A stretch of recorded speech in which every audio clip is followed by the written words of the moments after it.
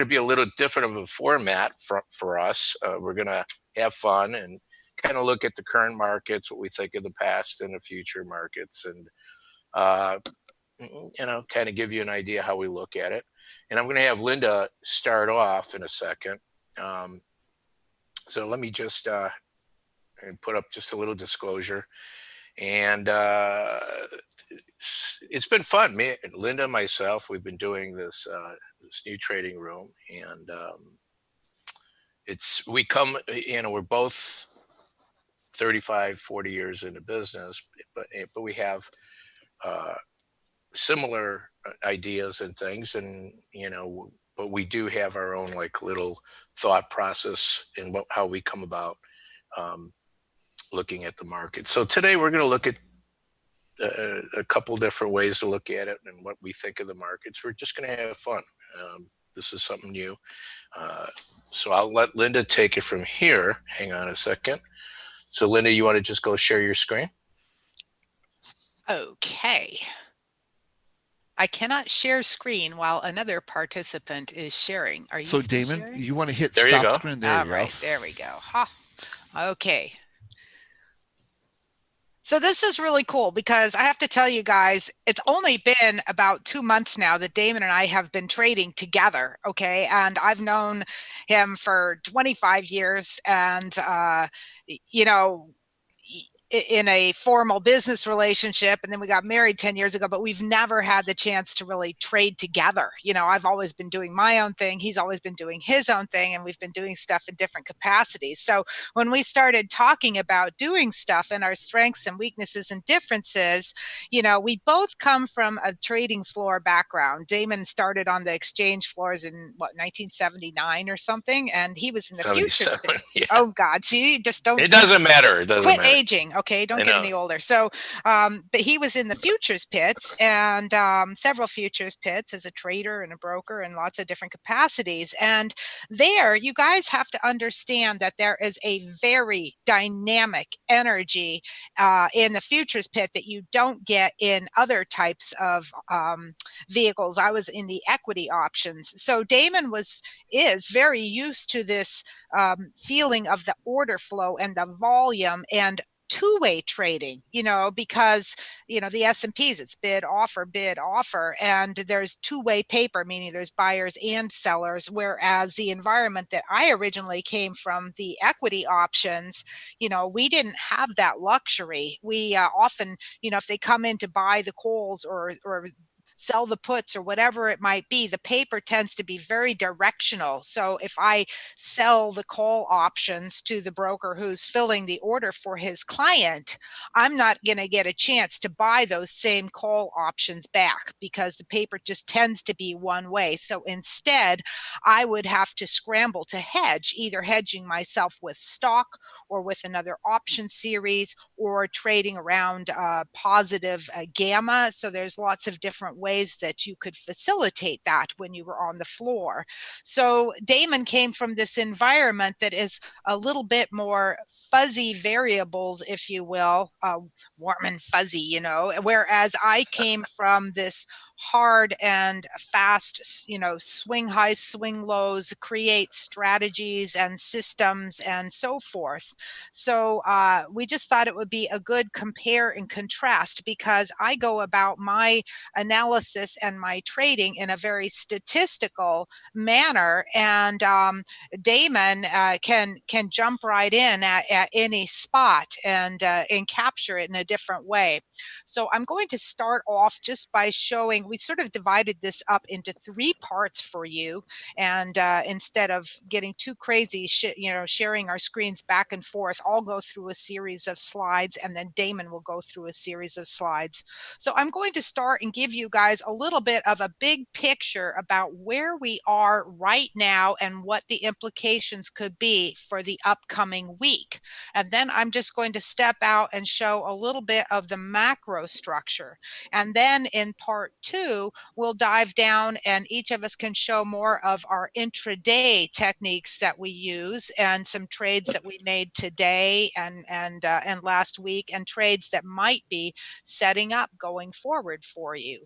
So starting off, I just wanted to first of all show just some background things that have nothing to do with the overall structure, but everything to do with secondary factors, which are things like seasonals or sentiment data.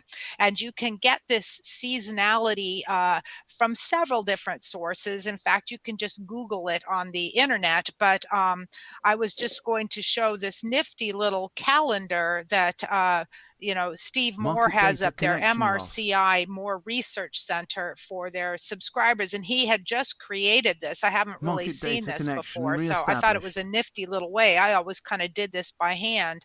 And now I see as I get older, Steve's making things easier for me. But suffice to say, April is one of the most bullish seasonals out there, and I'll show you some other ways to see this. And so we've been in a long seasonal. You can see across here the Dow. He's got this seasonal that ends at the end of this week for the Dow.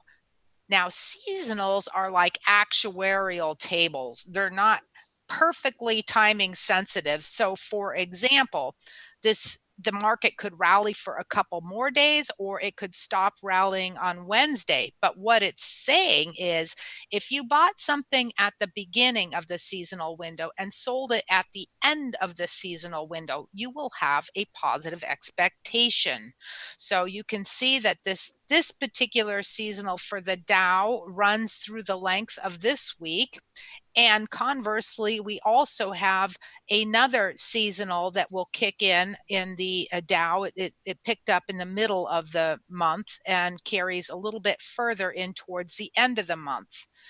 The S&Ps have been on a seasonal here that ended, but there's also another seasonal window on here. If you can go all the way down to the bottom here and you see my little mouse circling right here.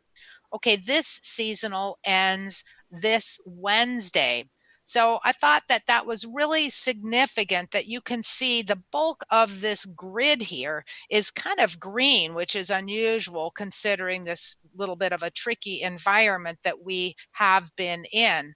But suffice to say, the Dow and the S&Ps have been on a long seasonal, and then if we look going forward, look what happens for the month of May. You start to see that the Dow here enters into a negative seasonal period.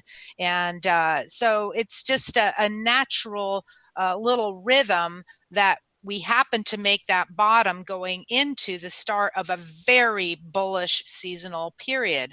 Now, here is also another cool way of looking at seasonality, and you've got lots of resources like this for free on the internet, but that's where they put these bars that will show the percentage of times that a particular market closed up or down for this 5-year window. So I just typed in SPY for you, and what's really cool about this is that I can kind of scroll and see these rolling windows, and you can see that as I scroll back through the data, boom, this April period has always had a very strong bias.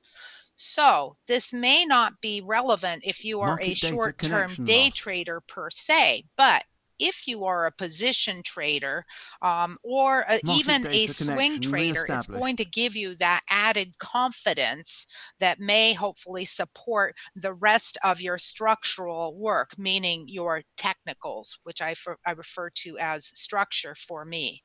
So on top of this, I also like to look at the sentiment indicators, again, as a backdrop condition. I want to see where were we in the past and where can we go this week.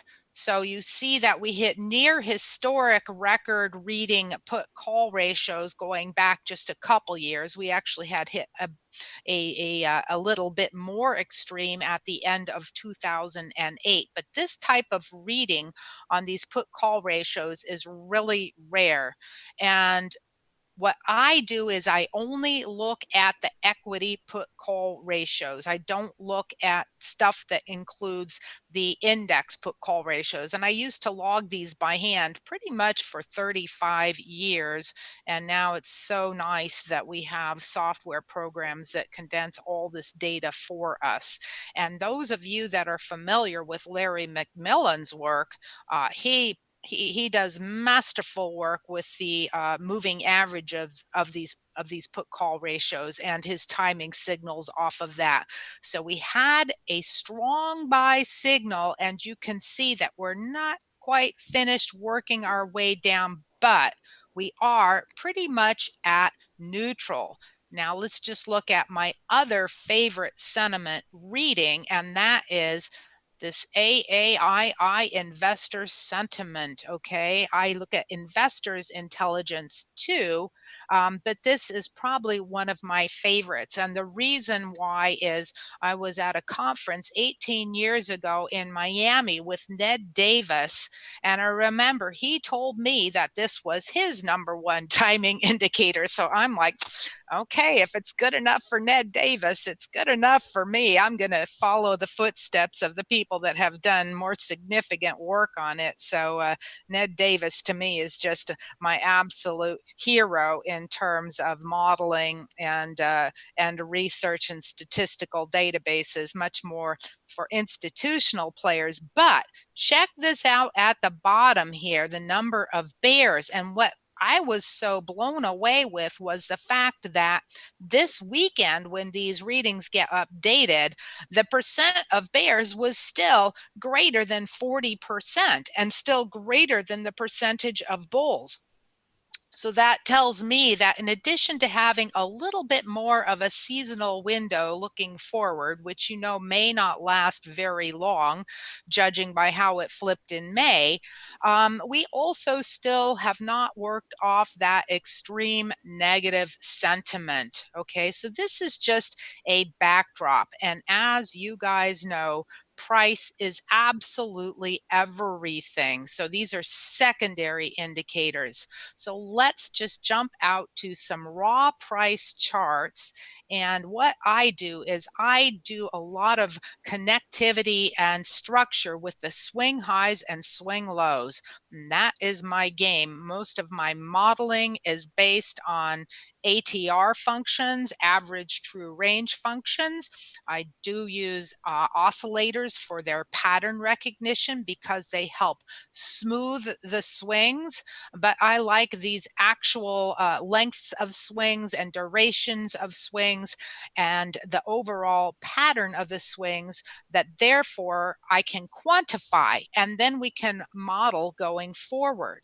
So with this, I've got a monthly, a weekly, and an S&P as a departure point. Now, the first thing I want to point out was that the weekly charts and the monthly charts and the daily charts, everything was in an uptrend at the time that this basic nuclear bomb hit. And that was the net effect of this news, that a nuclear bomb or an outlier or something radical, a one-off type of event hit. So this was not obviously a normal distribution top. The sentiment readings had not hit excess frothiness. The monetary indicators were fine. There were not seductive momentum sell divergences on the monthly charts. So this was truly an outlier event that hit. And despite it all, the monthly charts are still in an uptrend, as are the weekly charts. Now, for my statistical work, to get a trend reversal, we do need to see a lower high, which we have not seen yet. So I know it's pretty radical to say that the computer would suggest that this is still in an uptrend, and just because you are in an uptrend does not mean that you don't use stops and money management, because we can always get long liquidation flushes or short squeezes that go way beyond where we think they will.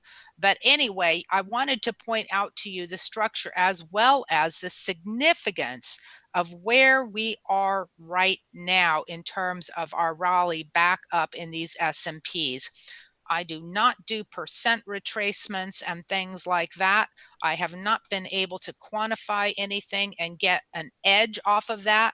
But I do look at, again, these previous swing highs and swing lows. So quickly moving on, look at this NASDAQ. Same thing here with the weekly charts. It makes an even stronger impression that these weeklies have indeed remained in a firm uptrend.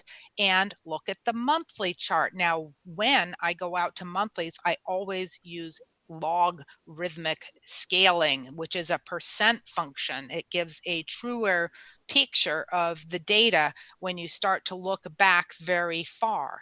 And now just check out again right where we are with these key levels. So it would not be unnatural for us to start to rotate around here, and don't get too caught up in thinking that we're going to have a retest of the bottom, because that's pretty unlikely with the overall structure. There is a fly in the ointment, and look at the difference with these small cap shares. They indeed had a lower high. So you had a lower high, and then you made that lower low when this event hit. So entirely different structure. So what that says is that we are living in two separate universes here, and I'm sure everybody is well aware of this by now. It was amazing to me that we were starting to see shares make all-time new highs actually 2 weeks ago, and nobody was really talking about it.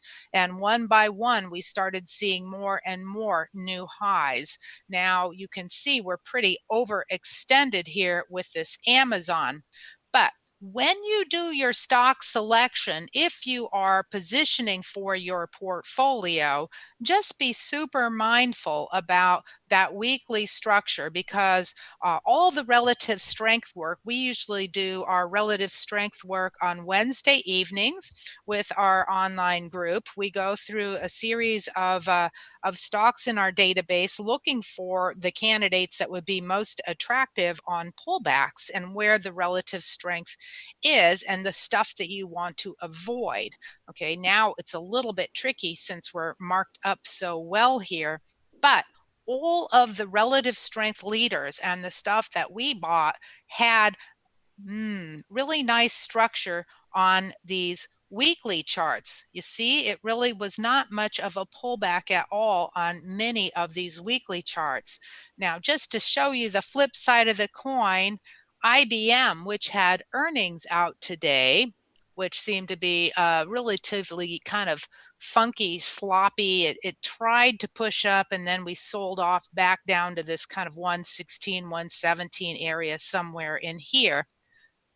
Look at the marked difference in the structure, all just told by basic swing highs and swing lows in these downtrending channels. So it would just tell you that that stock is got a lot of work to do with its business model before it puts together more significant base underneath it. So just to sum up, a background of the sentiment, a background of the seasonals, and the overall swing structure is really the bulk of my daily work that I've been doing all these years. And I have a few other tricks up my sleeve.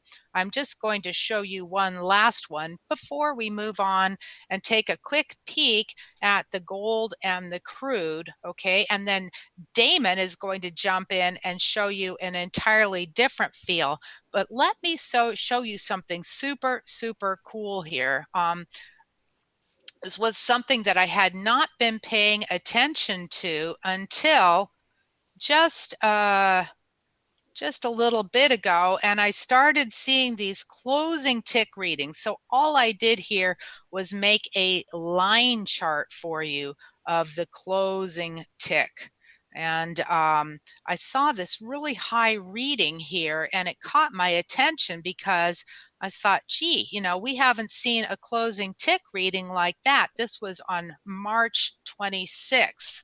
And if you remember, March 26th was right after we had put in that low. It was like 2 days after that major bottom low, and we saw this high plus tick reading. Now, these are NYSE ticks, and this is CQG. What you will find is that ticks, as expressed by the number of stocks that are on an uptick or a downtick, are not an exchange transmitted piece of data. All right. So, in other words, each backend data provider compiles its own reading of ticks. Most people don't recognize this.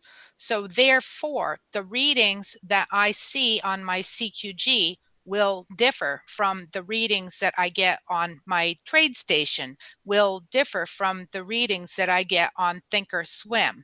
So keep that in mind, that each database is unique relative unto itself.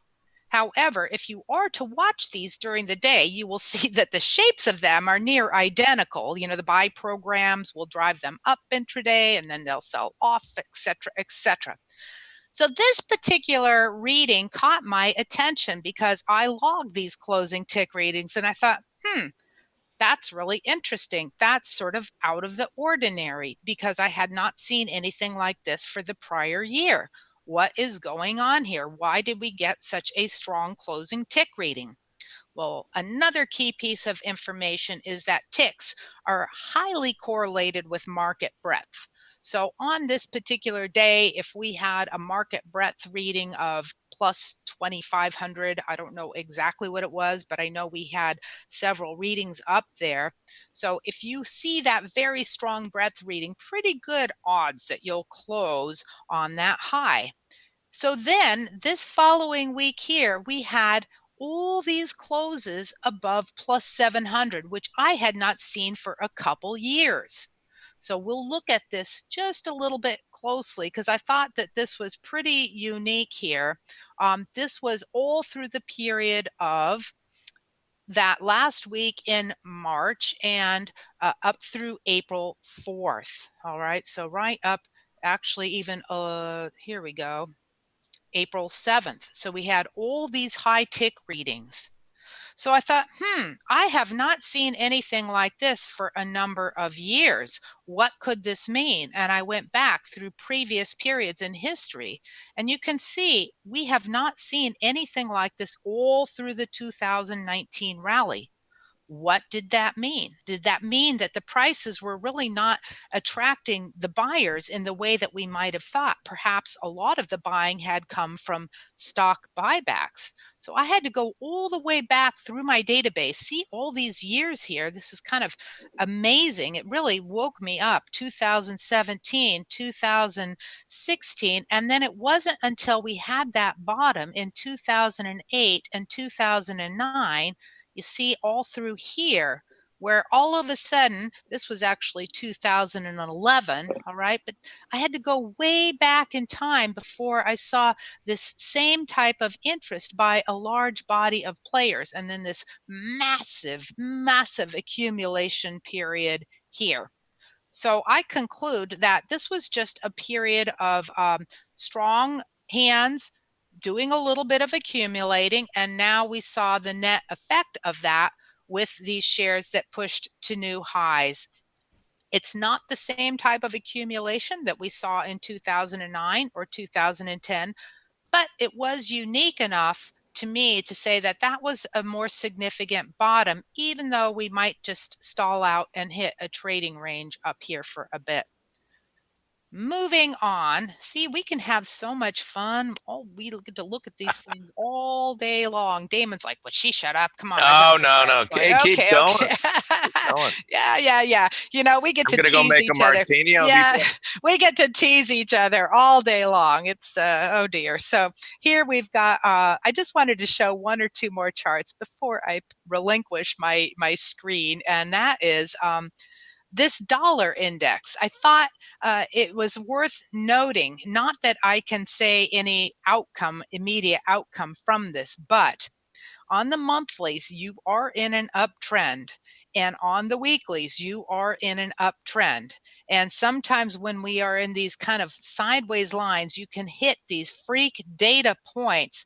But despite these gyrations here, you are still in an uptrend, and it may sit here and chop and coil for a bit longer duration, but technically, I mean, there is room to the upside in this dollar index, which is kind of perverse when you think about they're doing everything they can to devalue this dollar right now, you know, which is sort of the thesis to drive people towards gold, which is one more chart I want to end up on. And gold on the monthlies, weeklies, and dailies, all in an uptrend. But before we go crazy flat out bullish on this stock, and we have caught some super pretty moves to the upside on this, and I do not know one single bear in gold right now, which kind of just, makes me think we could just chop around in a little bit more of a range while this daily oscillator still comes down a little bit more and we just develop a little bit more.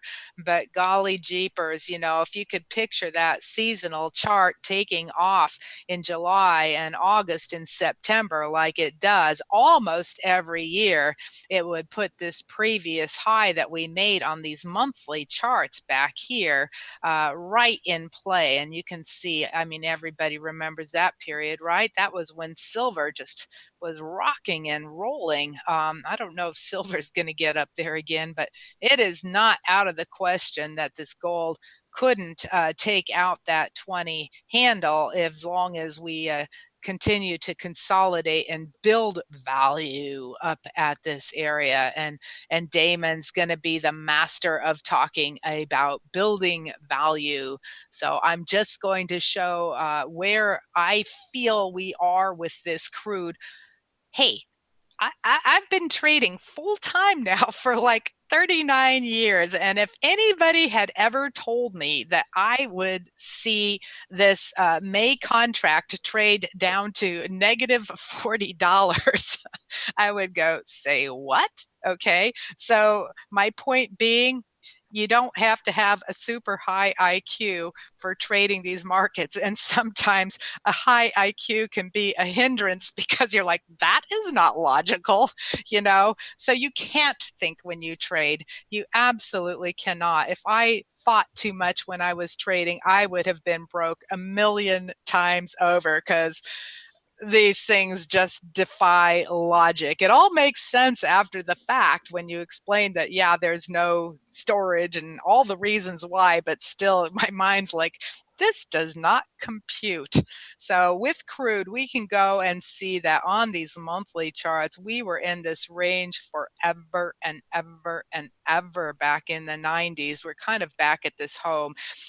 And I don't think that that means a whole lot because you can't keep up production at this price level. But with that said, you remember those seasonals, they showed that crude really kind of gives it its best shot, for April and May to the upside, and then it just stalls out. So I purposefully like to look 2 months out to get a little bit stabler of a picture. And I go to August, and it is not inconceivable to me to see this thing trade in a trading range for the next 3 months and just fill out and develop here to absorb all this ridiculous excess supply. So with that, I'm turning my screens over to Damon before we get into the real fun intraday trading. And I'm just simply going to do stop share and pass the baton.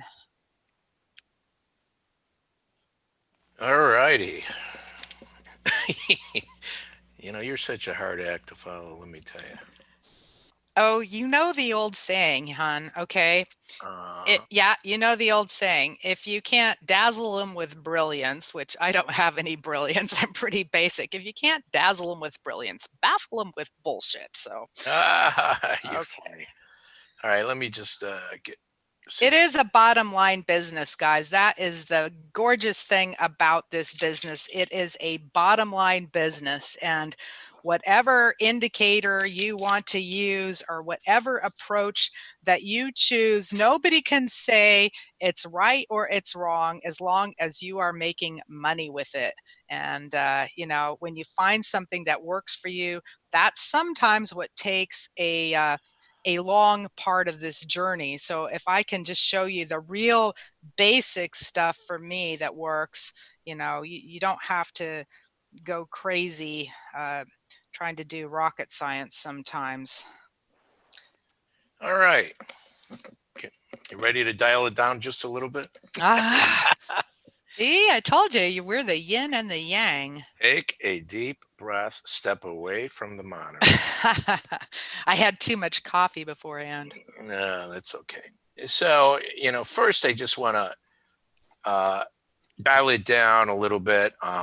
Yeah, I came from the floor, so I'm very much more of a short-term trader. I do look at longer term for sure, and all this other, seasonal things. I take a look at them, but overall, part of it is that I come in the morning uh, with levels that I feel like are decision point areas for the market.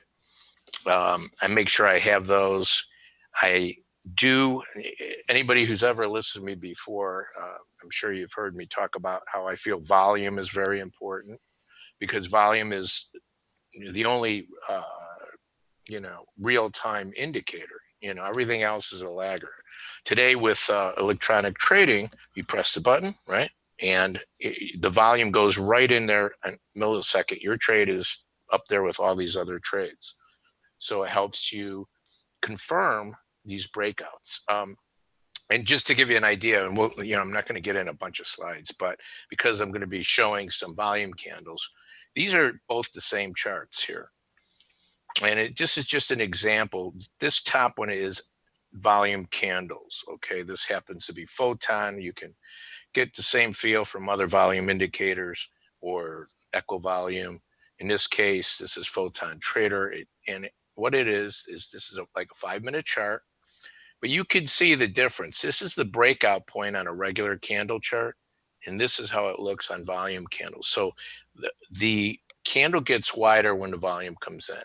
I'm a bit of a visual trader because being on the floor all my life, I did do charts. I had a charting service in 1979 before there was even computers, and I hand did them. But volume was a big deal, and the traders had the edge in the pit over anybody outside. That was trading, even big hedge funds, and because you could see who was buying, who was selling, are they buying the offers, are they hitting the bids? And I executed for Paul Tudor Jones and Toby Crable and Monroe Chow. All of these guys depended on me to tell them, is there volume coming in on the new highs? Who's buying, who's selling?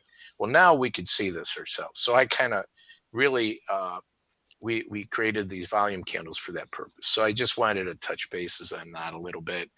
And you could see just in this particular thing how you could just see the volume as we're going higher.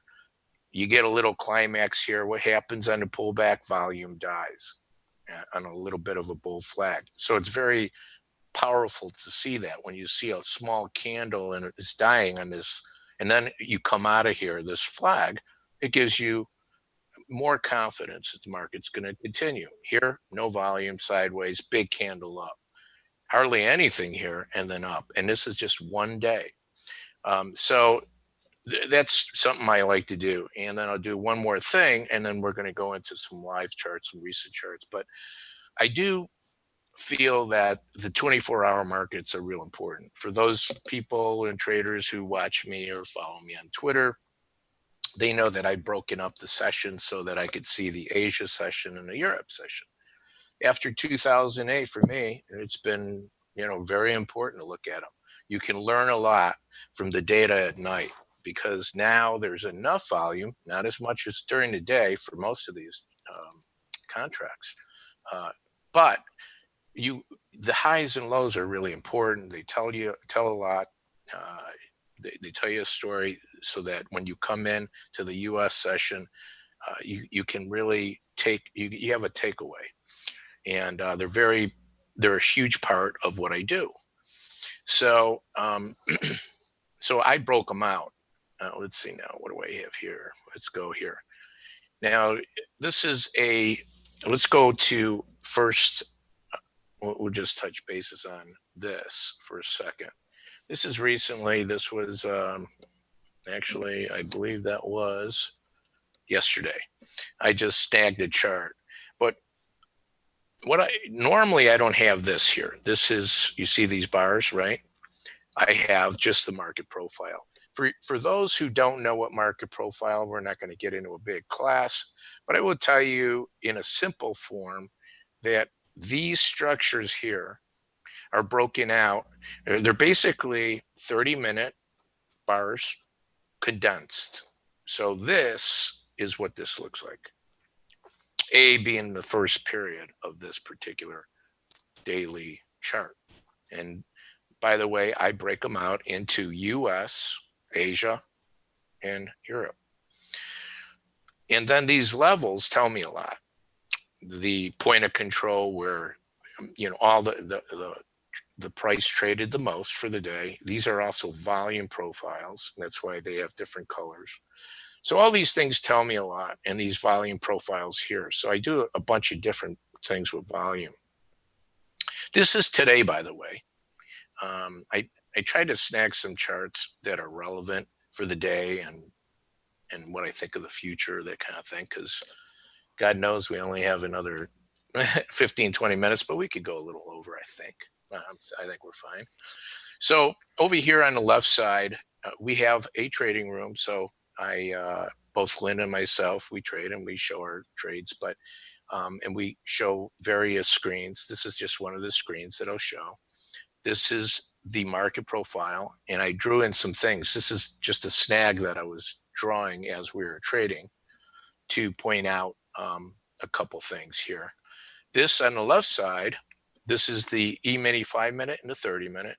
This is the crude 5-minute and the 30-minute.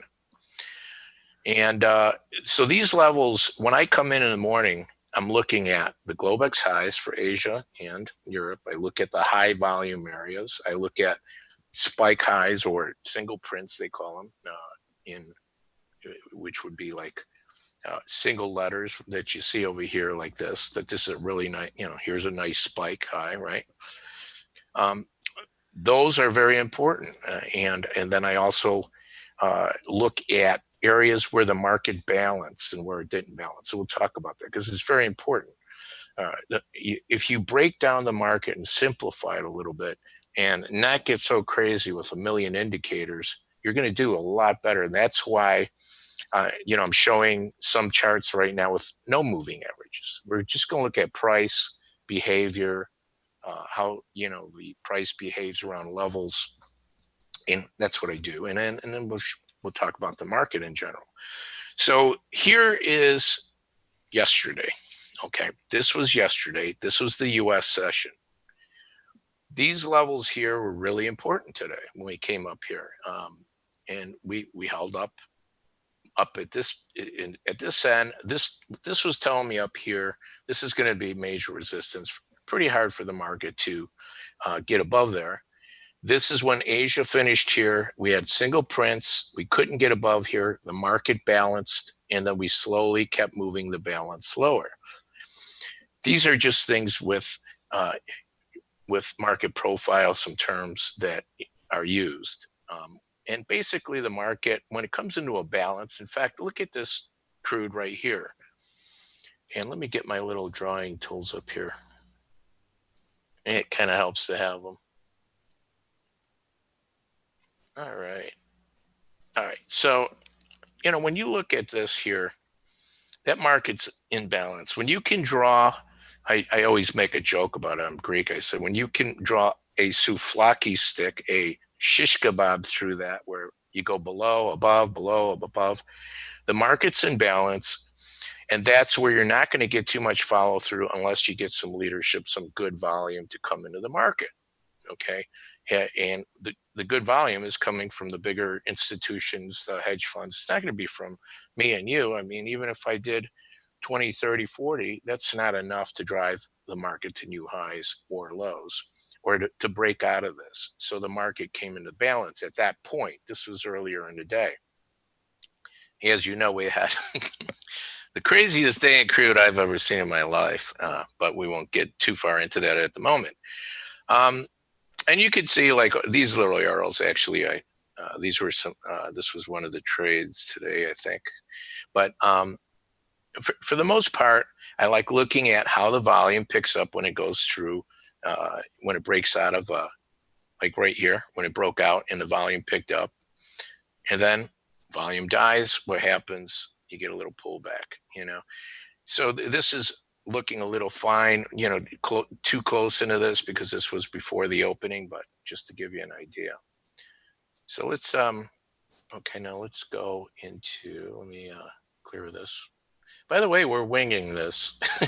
This isn't like this well thought out, way, because this was today Well, from speak for earlier. yourself. You were Oh, napping. okay. All right. All right. No, no, no. You know what? Hey, listen, Linda spent a whole year for this thing. Oh, shut up. Okay. All right. All right. So this was coming into the morning. This is what I had. So I do my homework. I particularly have to do my homework. Not that I like to get up early to do it, but I do most of my homework for the market before the market's really, before I start trading early in the morning, because I want to see what happened overnight.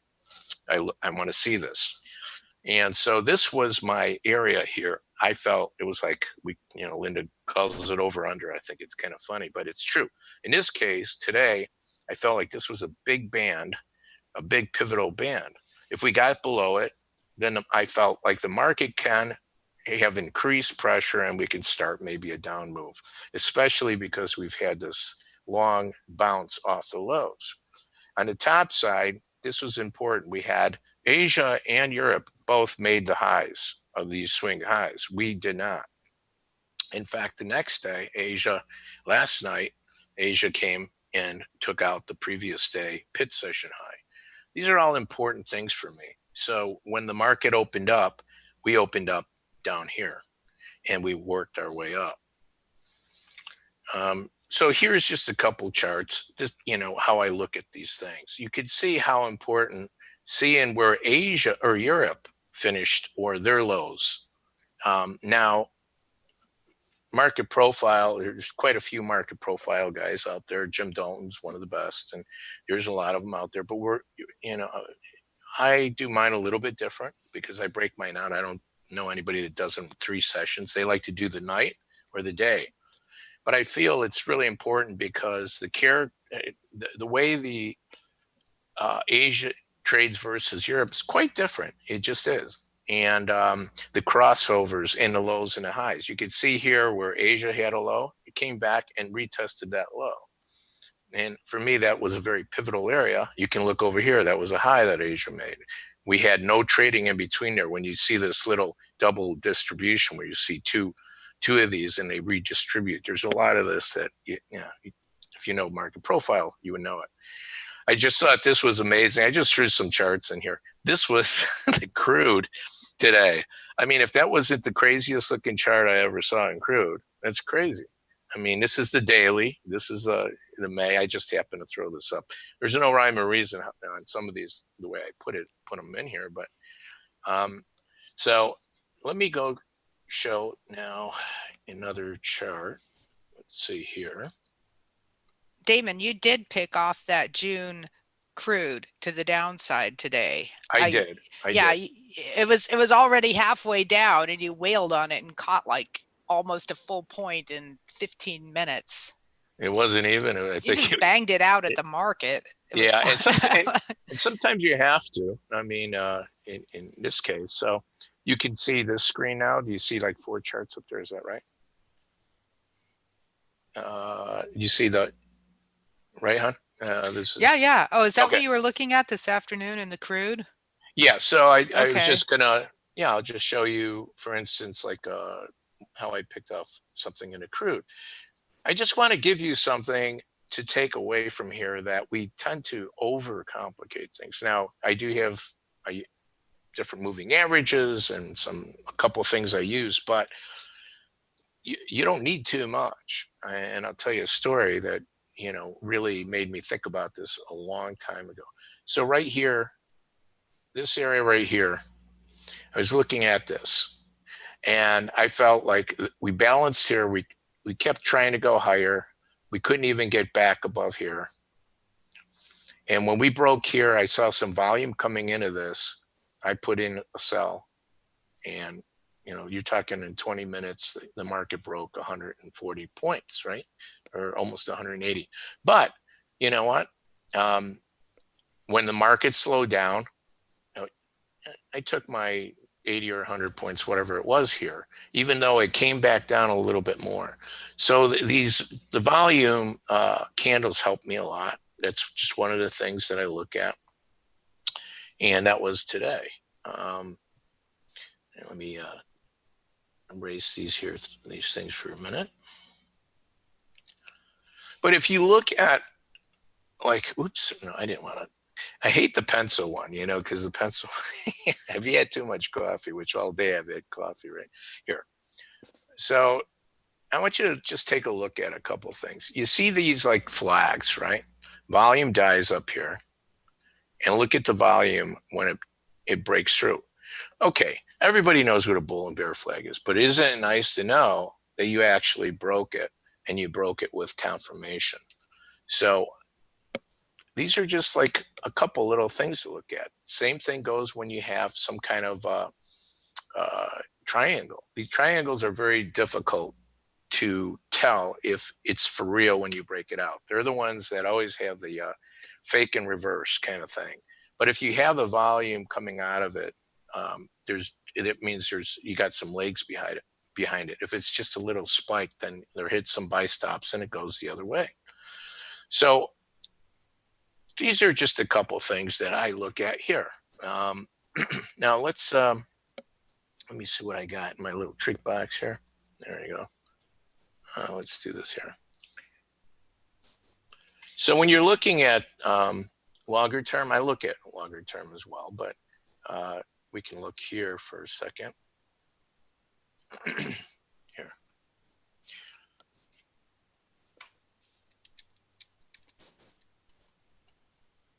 Okay. Here's a daily chart with a monthly volume overlay. I do this for myself as well. I look at the real big levels. When we were falling out of bed, I'm also looking at, past bottoms and tops. These kind of things are very important to me. For me, they signify where big reversals happen. There's a reason why those reversals, the market turned. So those kind of things are really important. Here's a daily chart with monthly overlay all the way back from. We can even go back farther, but you can see here. But seeing where the big areas were when we have something like this, where we're dogpiling out, it's really helpful for me. But this is one way I also use volume on the bigger scale, right? And I'm going to hang on a second.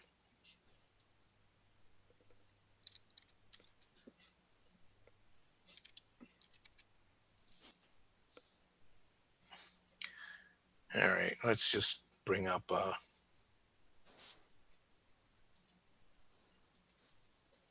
So for me, this is the daily chart here, and I felt like this was the biggest, the first signal over here when we made a higher high, but we took out this entire row.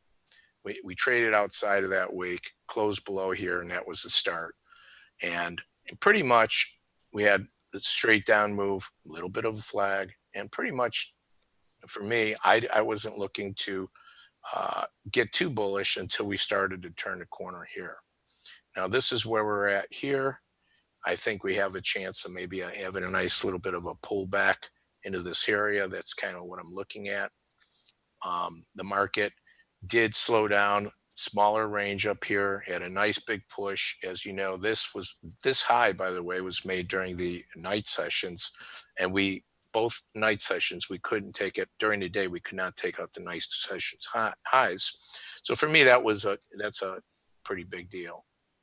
All right, I know we don't have a lot of time, so I'm gonna hand it over to Linda. And Linda, you want to take over for a little bit? Okie dokie. All right. I'm going to stop sharing. And hey, guys, before you wrap up too, some people weren't able to use that big long Zoom link. And is there a place on your website that we can direct people to go manually register for this event?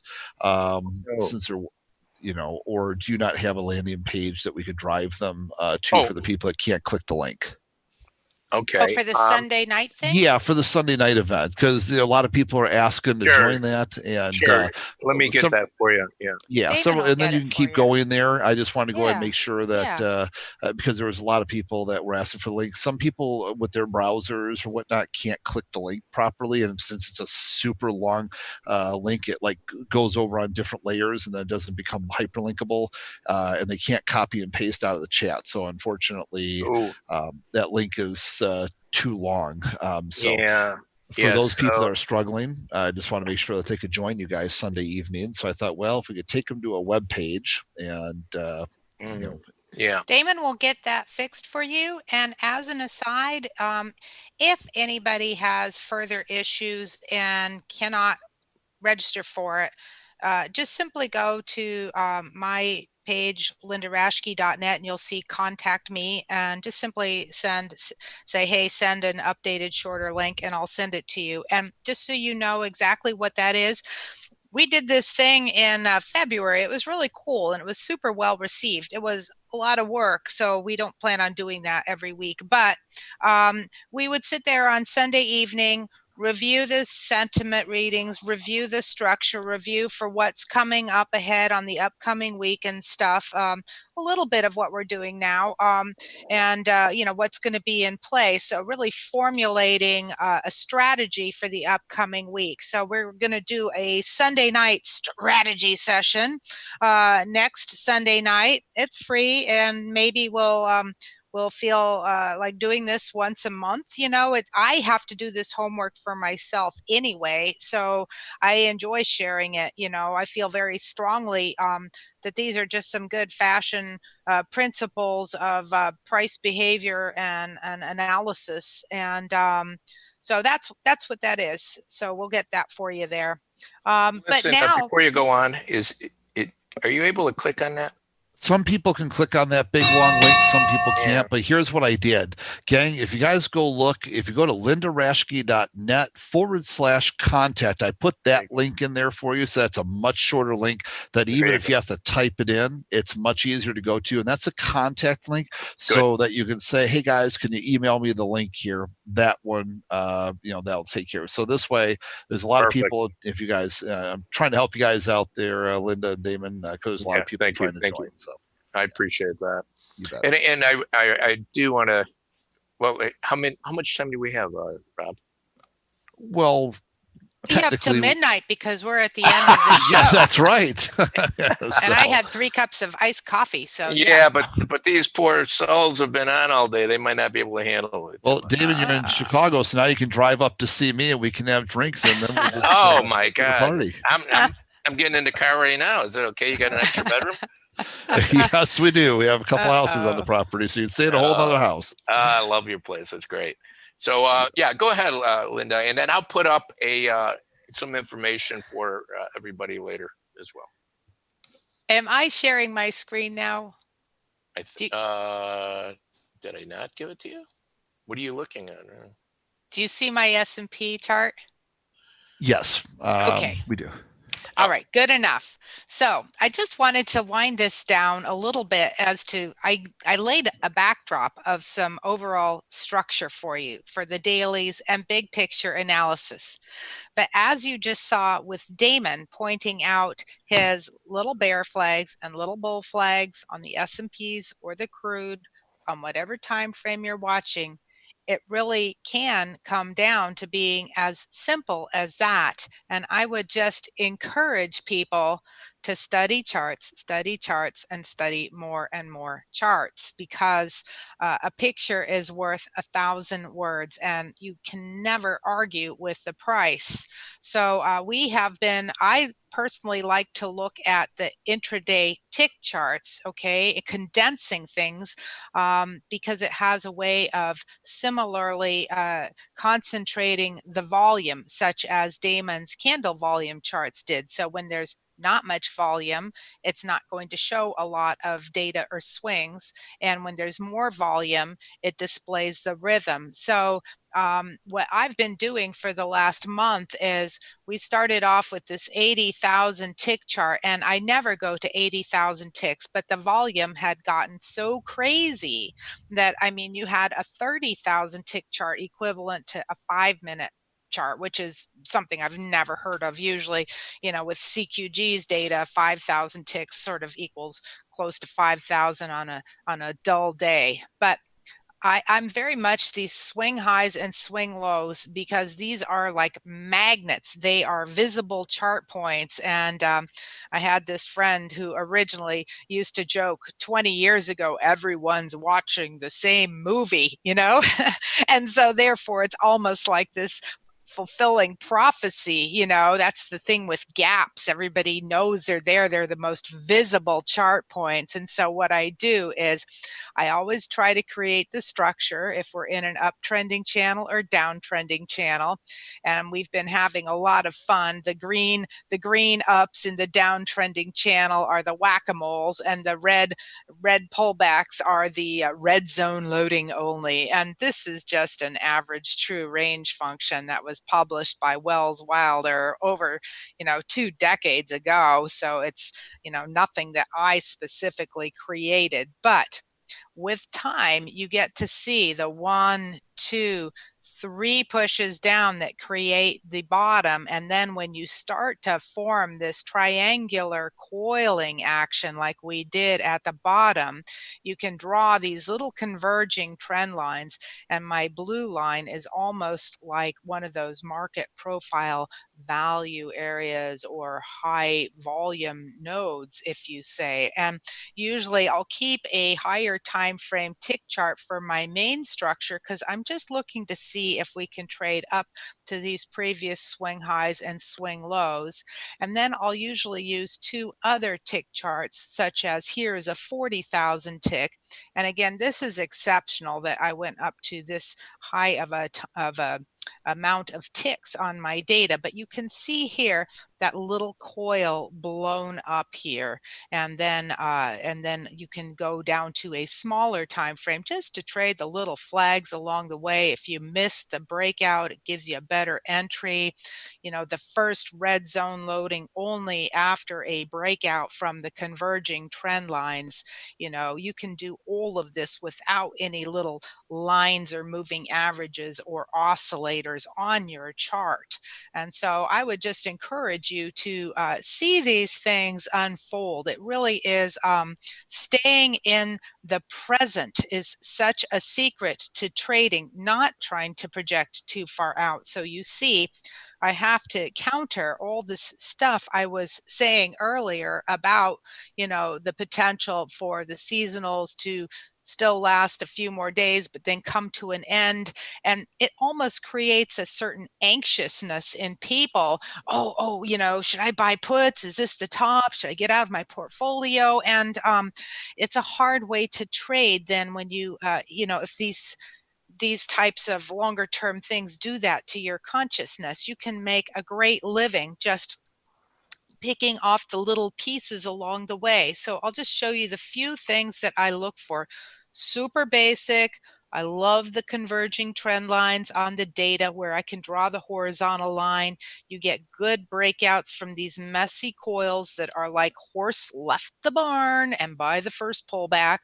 I also like to look for the ABC down. Now, you may not see it in this data here, but you'll sometimes see it better in an oscillator or a 15-minute chart. And then I love the divergences at the end of swings. And there's no right or wrong time frame. Sometimes you can futz around with a 30,000 tick or a 22,000 tick. That's why I usually keep a couple of them up, but I love the divergences at the end of swings in a structured market. So I wouldn't look for something like this in a downtrending market, but the pullback in this structure is lovely. And then the 1, 2, 3 pushes up, you see? And so if we go down here and we just follow this a little bit step by step, 2 data points here. Now that has formed an excellent resistance level here. So you see this on my 80,000 tick chart again, and I'm just going to simply make this super easy for you because I know it's not always easy to see the mouse. So 2 data points, and again, another messy line. So this was really, if we go down to what this structure was right here, it was a fabulous looking flag formation, if you will. We had the 1, 2, 3 pushes down, right over here on this chart.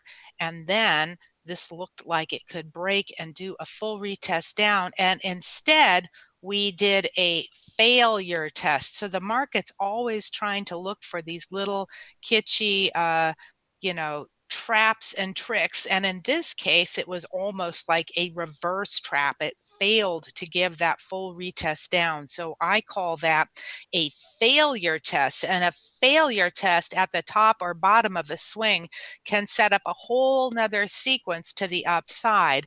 You see our line here. Now, Charles Dow was the one who first referred to these consolidations as sideways lines. Of course, he did it in the context of longer term daily work. But train your eye to see these lines because that's where these best swings come out of. And then once you broke above that classic resistance, you come back down to retest it. And this is where the party is right now. So we have had an uptrending channel now. Red zone loading only, red zone loading only. A very messy coil here. I wasn't sure at this point if this was going to do an ABC down, but it resolved itself to the upside. Sometimes the longer a formation goes sideways, the greater than it does the opposite thing. So at first this was looking like it could form a bear flag right in here, and then it failed to make that second push down and went sideways instead. And here we are today, still in an area of higher lows. Still, I thought today was a particularly messy day. And then I looked at the volume and saw that it was really the lightest volume since like the 3rd week in February. So don't be surprised if it starts to get a little bit noisier and noisier as we continue trading here and the volume dries up at this level up here. So we can always still go down to these lower time frames yet, and you'll see the red zone loading only, and then this ABC.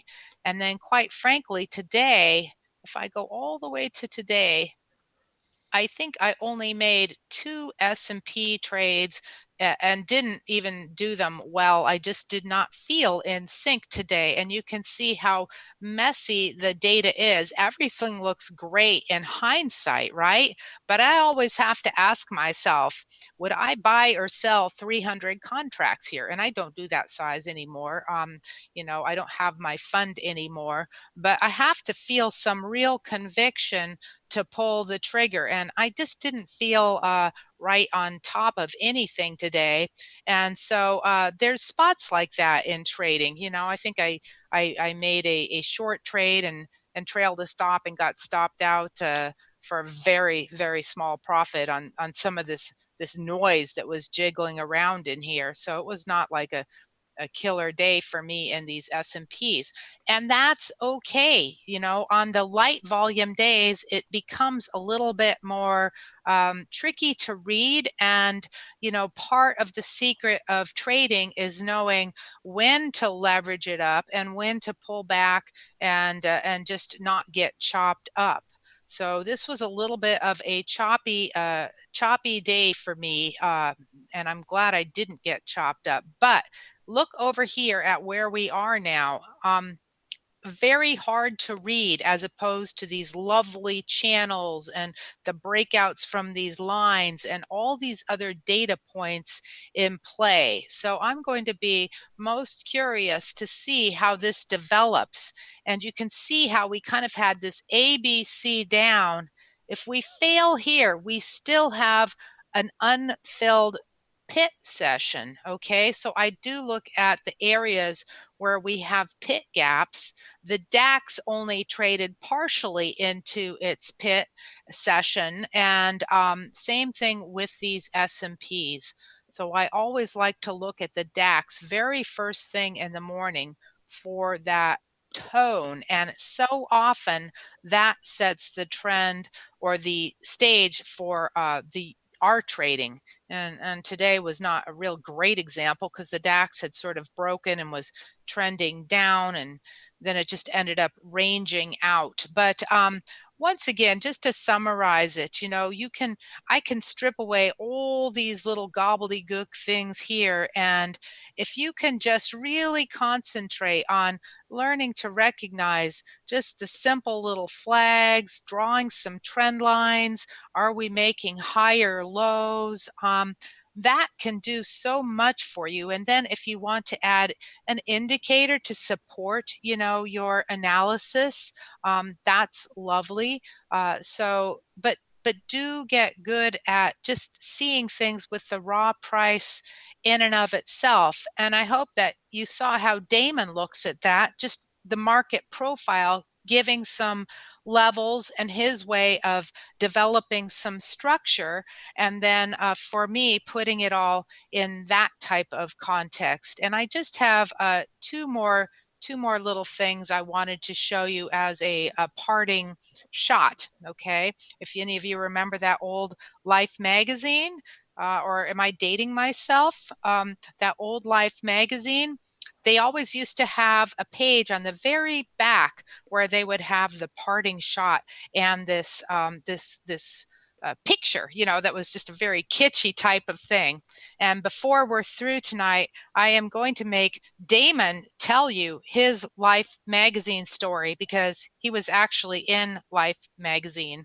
I bet you didn't know that was totally spontaneous that I remembered that one, but that is a great classic story. I was afraid you were going to go there. Yeah, you could write a book about that one. But here's my my parting shot. I was trying to find, okay, what can you latch onto here that would be sort of interesting to follow in the the upcoming month. And here was just this seasonal period that we are in with this natural gas. So you've got the wind behind your back on this natural gas here. And I just thought this was kind of fun because it was totally contrary to our outlook for the crude oil. And I try not to look at the basics of fundamentals and stuff, but if I just go back, you'll see you've got this really nice window here on the upside that lasts into June for the natural gas. And then if we just go down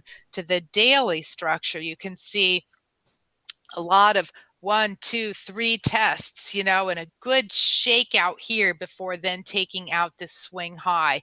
So this is developing really nicely. Now we have just been 3 days up, so be mindful. Don't go chasing this stuff, but I would be looking for all the pullbacks on the hourly charts and the 120-minute charts.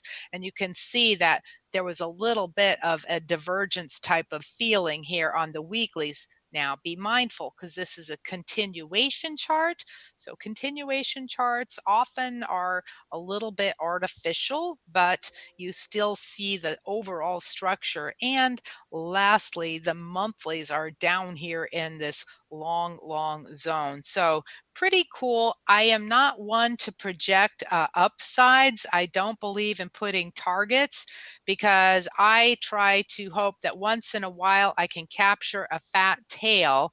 And if it stalls out, I'll just usually exit at the market for whatever it gives me. But if I don't have an obvious target and it's a breakout type of formation, I'm going to try and trail a stop, and hopefully one out of every 5 or 10 trades, I'll capture a bigger than normal win. So I'm careful about not putting in targets too soon if I'm in a trade that's working. But you can take this width of this base and project it up if it was going to be well behaved and starts coming out the upside. That's a really crude method of seeing some upside potential. So that's sort of my parting shot in the crude. And then I just wanted to, as a reminder, we've got this 3-bar coil in the NASDAQ, which is a breakout formation. And naturally, we've got the Netflix having this 3-bar coil, as well as the Amazon, the two biggies with their earnings coming out. So it is the first sort of red zone loading only for the NASDAQ. Okay, this would normally be a really aggressive buy for me, as well as kind of the first pullback below the 5 SMA. After this extended run to the upside, we've had normally a really strong buy, except that a 3-bar coil can lead to another day down. So I want to be mindful of that. The gold, this is sort of my homework I've been doing for tomorrow. Remember, I said this could be a really flat, choppy period for a while as we continue to fill out some range up here. So the nice thing about range trading is that it lends itself nicely to counter trend moves. The challenging thing is that when you're in a reversion to the mean trading range, the tests can be very spiky, and sometimes it'll look like it's going to form a 5-minute continuation pattern, like a little flag, or a bear flag, but it can be little traps at the tops or bottoms of the range. So I just want to be mindful about that. And then lastly, the crude, I know it felt like it had a selling climax. I mean, how could you say anything more when you had that crazy move in the May? But you really did do a lot of damage here. And you can see, I just wanted to put this up, this 120-minute chart. This 2280 area could be significant resistance if we did bounce back up there, just because it was a little bit of an area here. So I've given my parting shots.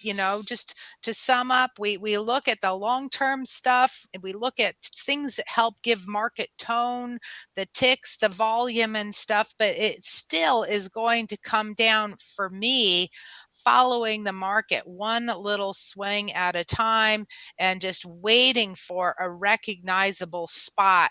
And if I don't see that recognizable spot, I just want to be very mindful that I've got a marginal trade. And Damon also has been sort of the master with the time of day functions about knowing when that volume is going to come in the last hour in the S&Ps or into the close with the crude. So I better shut up now and turn it off, turn it over to you, just to give your little last parting shot. Yes. Okay. Yes. Your Life magazine. Yes. Oh, okay.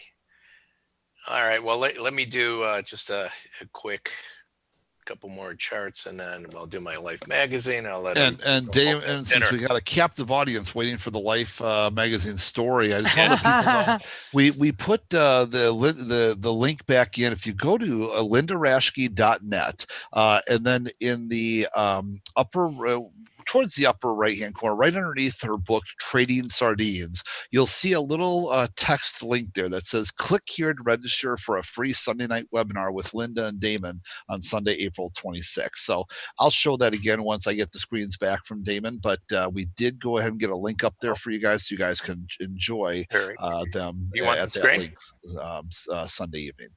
Okay. All right. So, oh yeah, that's too funny. Yeah, I'll tell you my story real quick with the Life magazine in a minute. Let me just show you, this is live. This is where we're at today.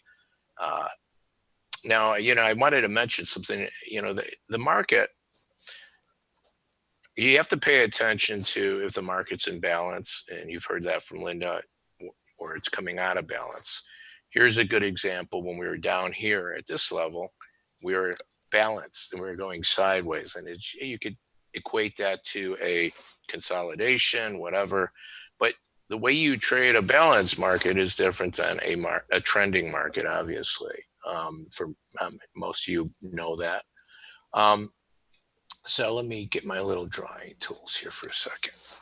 So when we came out of the second wave here, you could see how the market came out during the Asia session.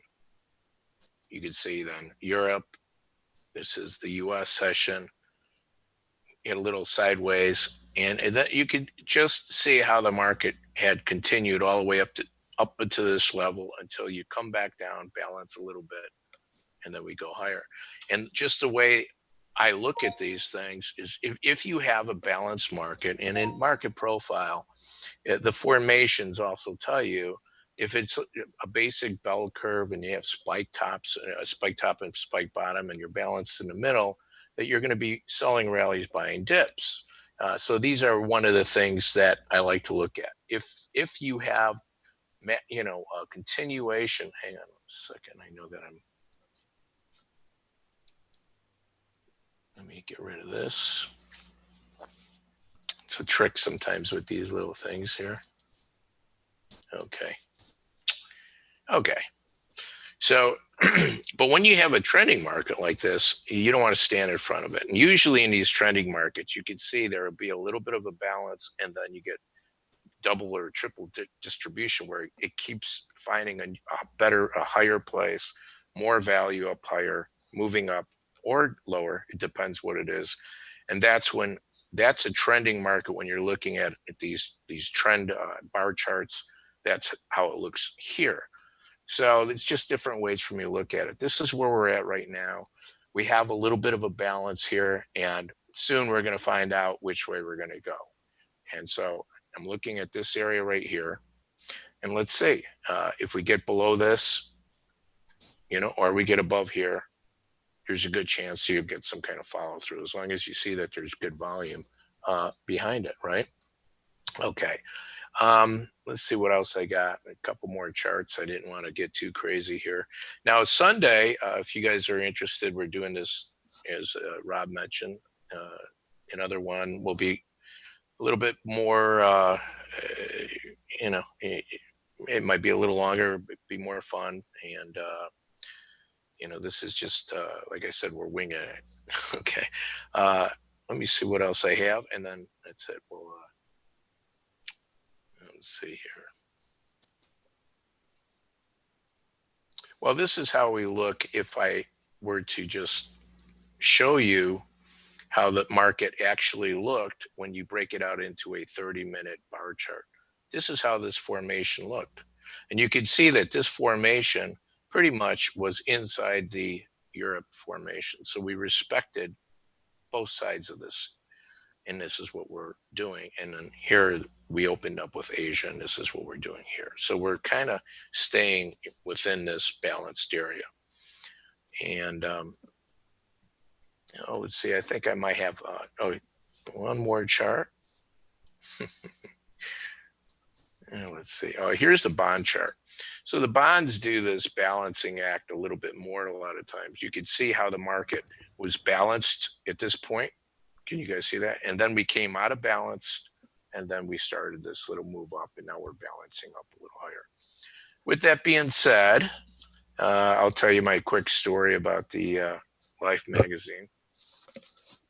So I traded on the floor for years, and I was actually the second person to join the Mercantile Private Club because I thought it was a great idea where you can eat upstairs and they got the screens there, a phone at your desk. With the kind of jobs I had, managing operations, trading all the time, I didn't want to leave the exchange. So this club allowed exchange members, to go there and eat. But you didn't have to pay with cash. You just sign your name, and you got all these screens and phones, and it was really easy. You even had all the clocks there of the different time zones. So I came in one day, and the manager, the woman manager, said, "Hey, Damon, do you want to be on? Do you want to be in Life magazine?" And I thought she was joking because she was always a joker, and she would come and sit with me and just BS a little. So I said, "Yeah, sure." She thought I didn't. I really was okay with being in Life magazine.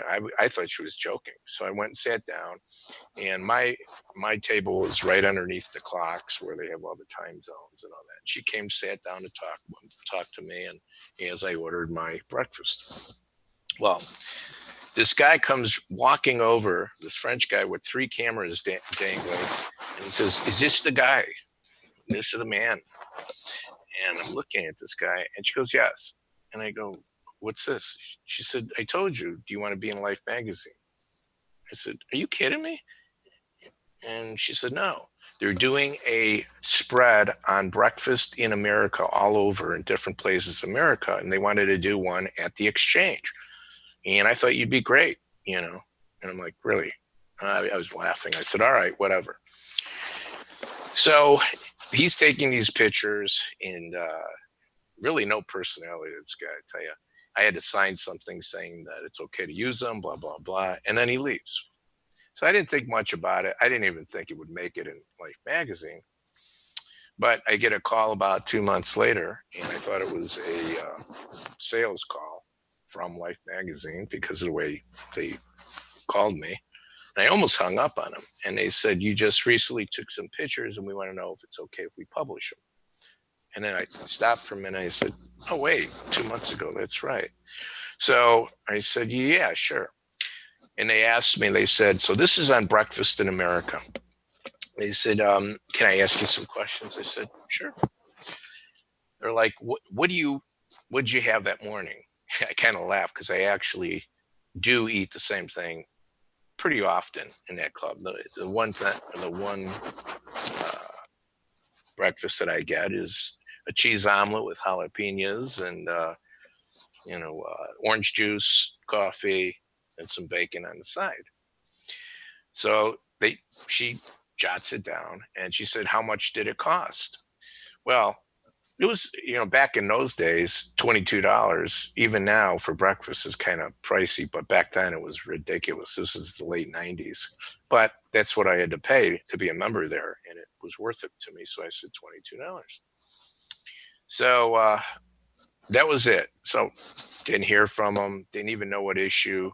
And then one day I came down to the floor, and one of the guys from, it's funny, an old name, Payne Weber, threw the magazine at me, and it says, "Hey, Greek, how did you get in here?" And they're like cracking up. And I said, "What do you mean?" And they said, "Oh, yeah, like you haven't bought like 100 magazines. I said, "No." And then I see the Life magazine on the floor, so I pick it up and I look, and the funny thing is, I'm in between a ad of somebody eating on a rooftop deck, like some rich lady sitting on a rooftop having her breakfast somewhere in Manhattan, and then a lady breastfeeding below my picture. In other words, Breakfast in America is kind of so. But anyway, that's what happened. I ended up in in Life magazine. And the funny thing about it is, I found all these friends I haven't talked to for a while saw me in there, hunted me down, and said, "Hey, you're working there? I was wondering what you're doing." In fact, there was a girl from when I was in a rock and roll band years ago. She was on a flight, and in American Airlines, they had a Life magazine there, and she said, "What?" And so she called the Merc, found out where I worked, and yeah, so that was the story. It was just really funny.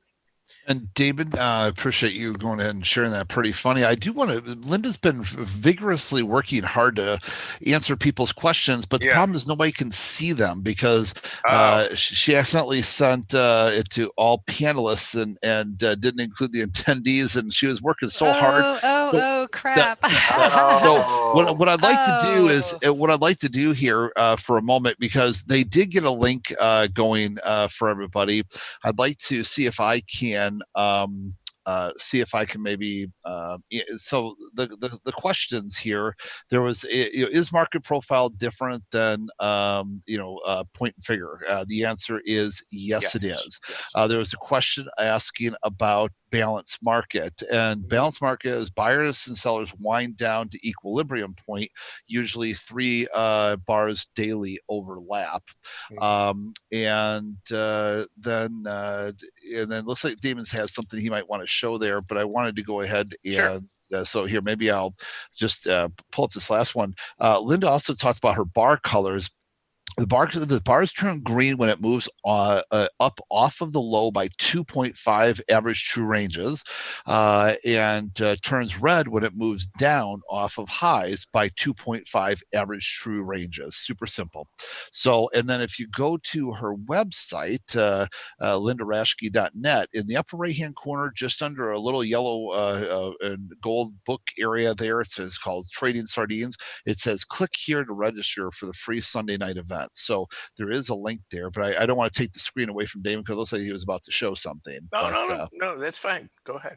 Okay, so yeah, so this is a great way to go ahead and join them Sunday evening for some fun stories from the past, but also some great information on how Linda and Damon look at the markets. So if you go to just lindaraschke.net, and then right here, this little click here to register for free. Okay, that'll get you taken care of. And I also just want to let you, because for those of you who felt that maybe you weren't getting answers, Linda was working very feverishly to do that. I didn't want to cut Damon off, and I'm like, well, I'll just go back and repeat her answers so you guys know that they were certainly thinking about you guys.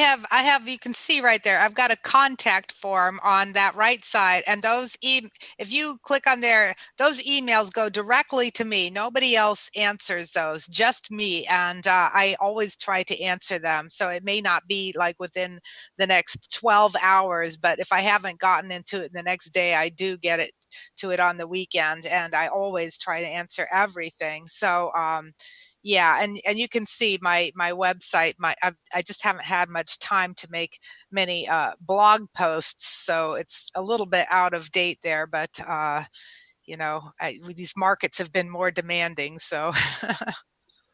Yeah, well, the good news is I just want to ensure you guys had the information Linda was working so hard to give you, and that you also have the way to go ahead and get to the Sunday night events. It'll be after the Wealth 365 Summit is over, and it'll be a nice way to go ahead and close out your week with their training and look ahead to the week ahead for next Sunday for the following week. So it'll be a great event. Do you guys have anything else you want to share before we wrap up?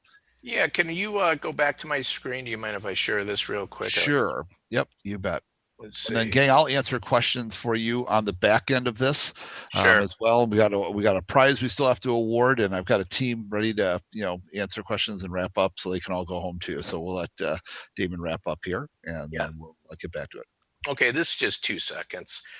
So I had some questions about the trading room. We had mentioned we're doing a monthly trading service where we put up trades, we talk about trading ideas, we share ideas.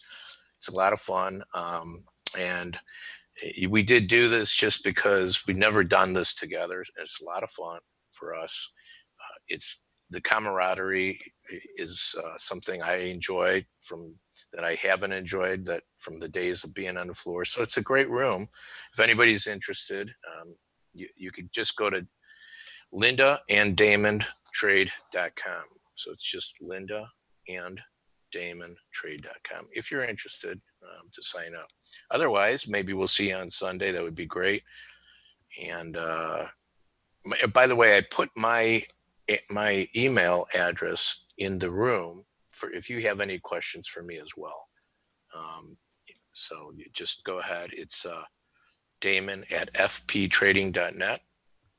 And I'm more than happy to answer any questions that you might have. Also, we're both on Twitter. We do post some free charts up there. So that's all I got. All right. Well, thank you guys. Appreciate it here. So, let's give a big thank you to them. And don't forget, there's the survey form. Linda and Damon are always, very popular and well rated. So when we get the survey form that Marissa was sharing with you throughout the day, make sure you give them a big, thumbs up. I think it's a scale 1 through 5. So give them the 5s that they deserve. A lot of fun with them this evening. So Linda, Damon, thank you very much. And Damon, you're not too far from me. So I know you were up at the house here before. Maybe we'll get you up here again sometime soon. So great seeing you guys both this evening. Nice work. And you got a lot of people are going to come see you this Sunday evening. So have fun with them. And thanks, everybody. So let's go ahead now. You bet, of course. Bye, gang. Bye, Linda. Bye, everyone. And so now we had a lot of fun with Damon and Linda. Let's go ahead and do some housekeeping things, answer some questions for you. We've got a couple things we'll cover with you here this evening. I know we've got a prize to give away, all sorts of different things as well. So try to get you the links, for Damon and Linda there. Showed you a couple different ways to get them, depending on who you were and what your situation was.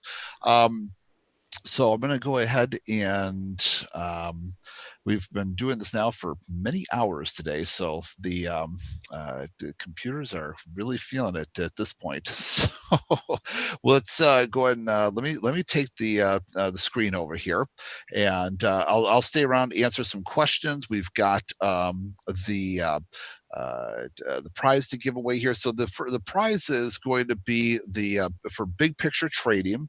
It's a $1,888 prize. It's an annual membership to Big Picture Trading, and that's with Patrick Sresna. He'll be going ahead and speaking to you guys tomorrow, so that should be a good event for you. Let me put this up on the screen. And I know it's been a very long day. Wealth Charts was pushing big updates this morning, so at 5 a.m. So it's been a very long day for us as well. We hear you. And of course, obviously, Marissa and the entire team that is working very hard remotely to put this show on for you. We had thousands of people here and today.